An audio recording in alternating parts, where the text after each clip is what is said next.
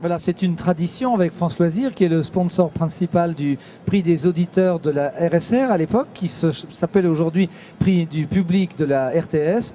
Le prix vient sur notre plateau après les libations, après les félicitations.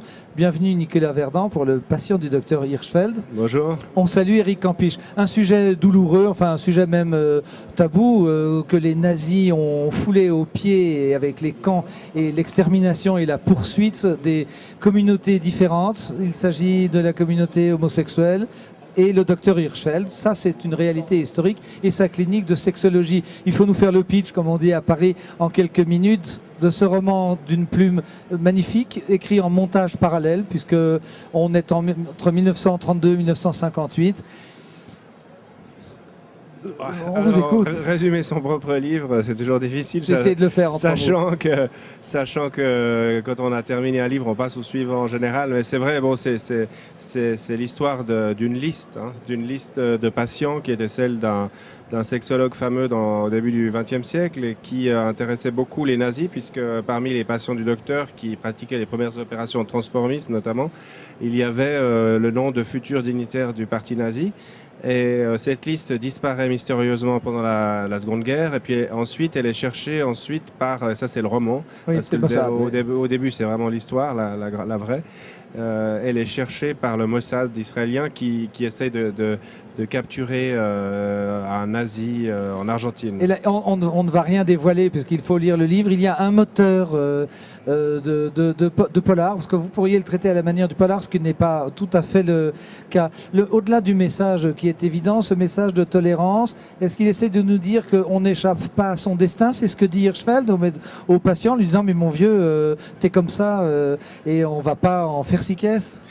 Oui, c'est ça, on n'échappe pas à son destin, c'est-à-dire à un moment donné, le destin, on décide de le transformer en allant rencontrer le fameux docteur, on change d'orientation, on change de sexe, mais parfois la grande histoire s'en mêle et c'est quelque chose qui échappe à tout le monde, à commencer par le fameux docteur qui voit l'œuvre de sa vie anéantie, puisque les nazis, une fois arrivés au pouvoir, détruisent son institut, brûlent ses volumes.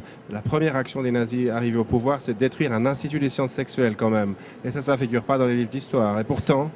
Alors on sait, si on a lu un peu les psychologues ou les psychanalystes de l'époque, ça évoque fortement Wilhelm Reich qui a dû émigrer, qui a écrit Psychologie de masse du fascisme, et dont vous démontez les rouages en nous montrant comment ça se passe à l'intérieur. La fiction aide, la fiction en réalité, la fiction aide à travers quelques héros, on va dire entre guillemets, parce qu'on arrive à se projeter dans l'ouvrage comme si on vivait. Comment l'avez-vous fait vous ça dans l'histoire, avec les romans historiques ou avec des attitudes encore contemporaine vis-à-vis des minorités? Écoutez, moi j'ai travaillé autant sur des documents historiques que sur des rencontres aujourd'hui à Berlin, des lectures, il y en a peu de possibilités de se renseigner sur ce sort réservé aux homosexuels durant la Seconde Guerre, sachant que peu d'entre eux ont témoigné après être revenus des camps. Ils n'osaient pas témoigner, ils n'avaient pas droit à la parole et ils étaient refusés par les associations de déportés. Par conséquent, c'est un vrai travail de recherche sur les sources premières, des lettres, des livres, très confidentiels. Il faut vraiment se donner la peine pour en savoir plus. Mais ensuite, pour tout ce qui est du décor, du langage, il y a un matériel iconographique important et puis également la visite des clubs aujourd'hui à Berlin qui revisitent un peu cette époque d'ailleurs et puis qui en jouent avec le costume, avec le genre. Pour qui connaît Berlin ou qui a pu traverser des manifestations, des revendications minoritaires, on s'y sent. On va parler des prix maintenant quelques secondes. 2 prix d'un coup, ça fait quoi? C'est étonnant, on n'y croit pas forcément, sachant qu'on n'écrit pas pour les prix. Alors un jour il y en a un, et puis voilà que le même livre en obtient un second. Le premier c'est le prix du public de la radio suisse romande, donc avec François Loisirs, donc pour moi c'est un prix du public, ça veut dire... tribunal populaire, on disait en coulisses. Ça veut dire que c'est les lecteurs vraiment, donc il y a un rapport direct avec eux, ce qui est vraiment sympa. Et le deuxième c'est un prix de consécration dans le milieu, puisque c'est un jury de professionnels, donc je suis comblé, je pense que ça arrive une fois dans une carrière d'obtenir 2 prix pour un livre.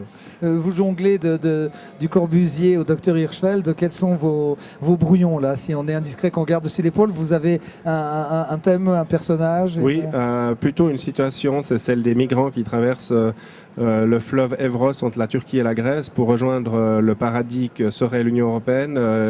Et en fait, ils entrent dans une zone qui s'appelle la zone Schengen. Et je viens d'aller faire un reportage, parce que je suis aussi journaliste sur place, et j'ai rencontré les personnages de mon roman, un inspecteur de police qui chaque matin récupère des familles de Tadjiks, d'Ouzbeks, d'Afghans, de Somaliens, d'Algériens, de Marocains qui sont venus en charter à Istanbul et qui ensuite essayent de tenter le passage à travers cette frontière qui est un fleuve et qui arrivent couverts de boue, épuisés, et qui se retrouvent devant un petit poste de police de la ville proche de la rivière. Et voilà, j'ai passé 3 jours avec le policier en question, avec les gardes frontières. Et tout ça, c'est un matériel que je vais restituer de manière romanesque. On vous fait confiance. Est-ce que c'est une manière pour un journaliste de s'engager dans le roman à travers la fiction ? Je dirais que c'est 2 choses. Alors, j'essaye de vraiment sortir de ma peau de journaliste quand je suis romancier, mais par contre, les méthodes d'investigation sont celles du journalisme.